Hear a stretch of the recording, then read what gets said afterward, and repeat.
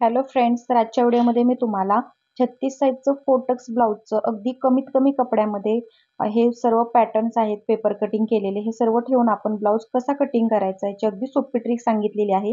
Video शेवटपर्यंत नक्की बघा. आणि हा 36 साईज फोटक्स ब्लाउजचा कटिंगचा व्हिडिओ जर तुम्ही पाहिला नसेल तर माझ्या चॅनलवरती अपलोड केलेला आहे, तिथे जाऊन नक्की बघा. तर इथे बघू शकता फक्त 80 सेंटीमीटर कपड्यामध्ये मी तुम्हाला इथे स्लीव्ज पण बघू शकता 8.5 इंचाची आहे आपली. आणि 36 मापाचं ब्लाउज आहे ते हे कसं ऍडजस्ट करायचं आपल्या ब्लाउज पिसावरती ते मी तुम्हाला दाखवणार आहे.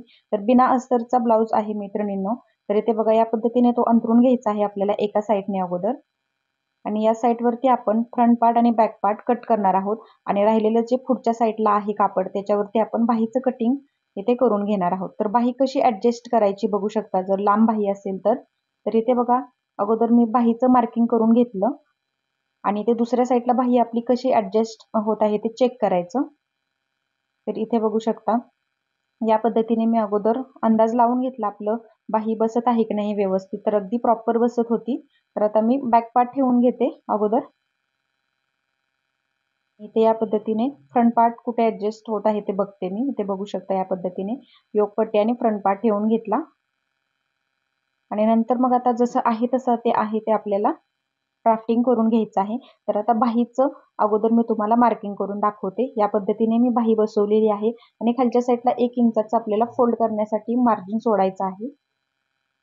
तर बघू शकता इथे 1 ते 1.25 इंचाचं मार्जिन तुम्ही खालच्या साईडला सोडून घ्यायचं आहे. मला जेवढा कपडा होता तेवढं मी सोडलेला आहे मैत्रिणींनो. 1.25 इंचाची पट्टी आपल्याला फोल्ड करण्यासाठी लागते बाहीला बिना अस्तरच्या बाहीसाठी. तर दुसऱ्या साईडला पण सेम त्याच पद्धतीने मी खालच्या साईडला पण मार्जिन सोडलं. आणि या पद्धतीने आता बाहीचं ड्राफ्टिंग आहे ते आखून घेते व्यवस्थित. कटिंगचा व्हिडिओ पण खूप सोप्या पद्धतीने मी तुमच्याशी शेअर केलेला आहे. 36 साईजचं फोटक्स ब्लाउजचं पेपर कटिंग अगदी कोणत्याही मापाचं तुम्ही कटिंग आहे ते करू शकता या पद्धतीने.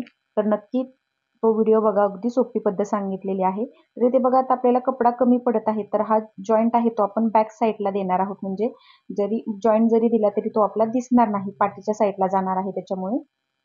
तर इथे बघा शिल्लक राहतं हे कपडा आपण त्याच्यामध्ये जॉईंट देऊन घेणार आहोत.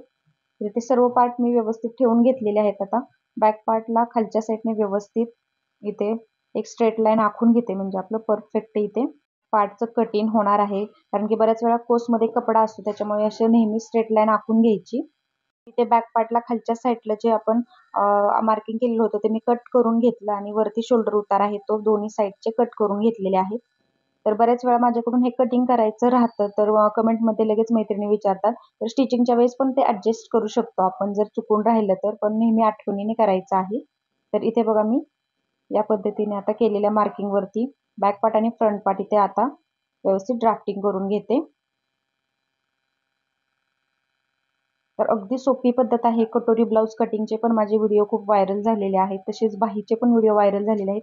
नक्की एकदा माझ्या चॅनलला भेट द्या आणि तिथे जाऊन बघा. अगदी सोपी पद्धत आहे. अगदी नवीन शिकणाऱ्या मैत्रिणींना पण सहज जमणार आहे, एवढी सोपी पद्धत आहे. तर इथे बघा अगदी घर बसल्या तुम्हाला नवीन शिकणाऱ्या मैत्रिणींना सुद्धा सहज आपलं कटिंग आणि स्टिचिंग आहे ते येणार आहे. एवढी सोपी पद्धत आहे माझी. तिथे आता बघा सर्व पार्ट आपले ऍडजस्ट झालेले आहेत. आता अगोदर मी बाहीचं कटिंग करून घेते. म्हणजे आपल्याला जॉईंट कसा ऍडजस्ट करता येईल ते आपल्याला बघता येईल. तर या पद्धतीने मी जॉईंट आहे तो ठेवून घेतलेला आहे. आणि बाहीचं मार्किंग आता करून घेतलं. जिथे आपल्याला बाही कमी पडत होती त्या साईडला त्या पद्धतीने मी मार्किंग आहे ते करून घेतलं. प्रत्येक व्हिडिओमध्ये मी तुम्हाला सांगत असते बाहीचे व्हिडिओ व्हायरल होत आहेत. तसेच कटोरी ब्लाउजचे आणि भरपूर व्हिडिओ व्हायरल झालेले आहेत. कारण की जेणेकरून त्याचा उपयोग आहे तो तुम्हाला होईल आणि तुमचा ब्लाउज आहे तो परफेक्ट फिटिंगला बसेल मैत्रिणींनो. त्यामागचा एवढाच उद्देश असतो. कारण प्रत्येक वेळेस नवीन सबस्क्रायबर आपल्या चॅनलवरती येत असतात. त्यांना माहीत होण्यासाठी हे असं सांगावं लागतं. म्हणजे परफेक्ट एखाद्याचं जर जमत नसेल कोणाला तर या व्हिडिओ मार्फत त्यांना सहज जमणार आहे. तर इथे बघा या पद्धतीने आपला जॉईंट आहे तो इथे देऊन तयार होणार आहे. आता याला आपण पिनअप करून घेऊया. तर बाहीला जॉईंट आला तर काही मैत्रिणींना खूप टेन्शन येतं. तर अगदी सोप्या पद्धतीत मी याचं स्टिचिंग पण सांगणार आहे कसं करायचं ते. जेणेकरून कमीत कमी कपड्यामध्ये आपलं कितीही मोठी साईज असू द्या या पद्धतीने आपण ब्लाउजचं ड्राफ्टिंग आहे ते करून कटिंग करून घ्यायचं असतं. तर इथे बघा या सोप्या सोप्या ट्रिक्स मी तुम्हाला प्रत्येक व्हिडिओमध्ये सांगत असते. जेणेकरून ते तुम्हालाच उपयोगी पडणार आहेत. जिथे दोन्ही स्लीव्ज बघा आपल्या मोठ्या होत्या तरी पण व्यवस्थित मी कटिंग करून दाखवलेले आहे तुम्हाला. आता आपण बॅक पार्टचं कटिंग करून घेऊया.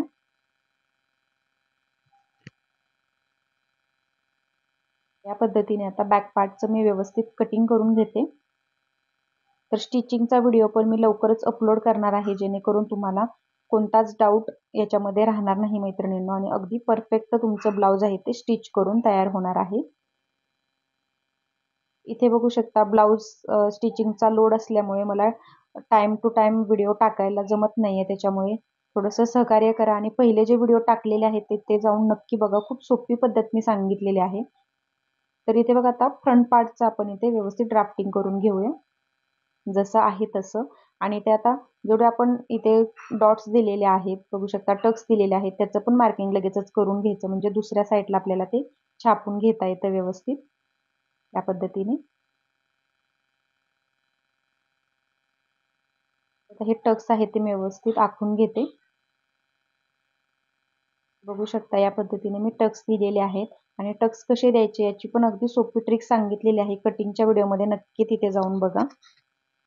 आणि आता ही योकपट्टी आहे ती आपल्याला या पद्धतीने तिथे ड्रॉ करून घ्यायची आहे बघू शकता. आणि साध्या ब्लाऊजसाठी आपल्याला 4 योकपट्टी लागतात, तर इथे आपल्या 2च निघणार आहे. तर आतल्या बाजूने तुम्ही कोणत्याही साईड कलरची योकपट्टी आहे ती लावू शकता. आतल्या बाजूलाच ती जाणार असते, त्याच्यामुळे ती दिसत नाही. ठीक आहे. तर आपण 2 योकपट्टी नंतर आपण दुसऱ्या कपड्याच्या कट करणार आहोत. अशा टोटल 4 योकपट्टी आपल्याला बिना अस्तरच्या ब्लाऊजसाठी लागतात. इथे बघा योकपट्टीचं मी आता कटिंग करून घेते आणि फ्रंट पार्टचं देखील कटिंग करून घेतलं व्यवस्थित. आता जिथे टक्स मारलेले आहे तिथे व्यवस्थित कट्स मारायचे, म्हणजे काय होतं आपल्याला स्टिचिंगच्या वेळेस सोपं जातं आपल्याला तिथून टक्स द्यायचा आहे म्हणून. आणि आता इथे योकपट्टीचं कटिंग करून घेतलं. तर इथे आपल्या 2 योकपट्ट्या तयार झालेल्या आहेत. नेक्स्ट दुसऱ्या कपड्याच्या परत 2 योकपट्ट्या आपण कट करून घेऊया नंतर. तर आता बघू शकता हे शिल्लक राहिलेला कपडा आहे, त्याच्यामध्ये असं क्रॉसमध्ये आपल्याला गळपट्टीचं मार्किंग करून घ्यायचं असतं. आणि बघा इथे आपलं अगदी कमीत कमी 80 सेंटीमीटर कपड्यामध्ये इथे परफेक्ट तुम्हाला 4 टक्स ब्लाऊजचं मी कटिंग कसं करायचं आणि कोणते पार्ट कसे ऍडजस्ट करायचे, म्हणजे आपला ब्लाऊज आहे तो एकदम परफेक्ट होतो बघू शकता. तर ते गळा मी कट करून घेतलेला आहे बॅक पार्टचा, आणि त्याचं आता मार्किंग करून घेते. तर मी नेहमी या पद्धतीनेच करून घेत असते, कारण की बऱ्याच वेळा काय होतं शोल्डर आहे ते आपलं वाढलं जातं, किंवा मग तुम्ही असं बॅक पार्ट ठेवताना असं मार्किंग करून घ्यायचं गळ्याच्या इथे, आणि शोल्डर चेक करून घ्यायचं नेहमी, आपलं जास्त तर होत नाहीये ना. ठीक आहे. तर इथे गळ्याचं मार्किंग मी करून घेतलं आणि फिटिंगचं मार्किंग पण केलेलं आहे. तर या पद्धतीने आपला फ्रंट पार्ट येणार आहे. टक्स दिल्यानंतर इथला मुंड्यामधला बघा एकदम परफेक्ट येत आहे आपला आकार. आणि थोडंसं फिटिंगच्या वेळेस जो टक्स दिलेला असतो मुंड्यातला ते शिलाई मार्जिनच्या इथे वरती येतं कापड, ते कट करायचं नंतर. स्टिचिंगच्या व्हिडिओमध्ये पण मी भरपूर काही टिप्स सांगणार आहे. तर इथे बघू शकता या शिल्लक कपड्यामध्ये आता आपण हुक पट्टी तसेच गळपट्टी तयार करून घेणार आहोत.